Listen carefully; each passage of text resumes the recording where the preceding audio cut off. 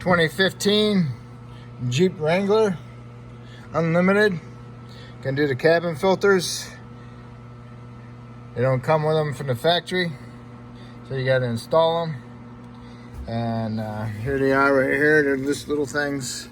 And make sure you put the arrow pointing down when you install them, okay? And they're behind the glove box. You pull the glove box open. You got these two little tabs here. You push them in on both sides. And then you can lower the box and pull it out.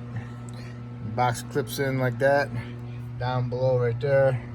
And then that's what you're pushing in on. Those are the opening stops. So basically you're going right inside here. And you want to pry this up. You might have to get a little screwdriver in there, push a little tab in, and pull that up. So what you want to do is you want to push it in there, and then push them equally that way, and it rests inside that little black tray right there. See, it's kind of sharp pointed area. Okay. Kind of hard to do, but make sure your arrow pointing down. Go through the door. Push them up in there. Guys in there. Get it all the way over there. Put them in there. Stops on the right side.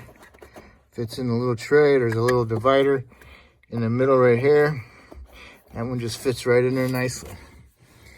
Make sure they're all pointing down. Put this one in.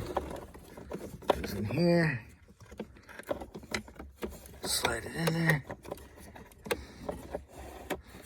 Make sure it's in there. Fits in the little tray. Make sure it's evenly with the other one. Feels good. Alright. Looks good. Make sure those are clipped down. Clip down. And there it is. Now you just need to put your glove box back into your little plastic hinges and push it over there and bend your little tabs in so they can go behind there. Okay? Okay. Goes in there.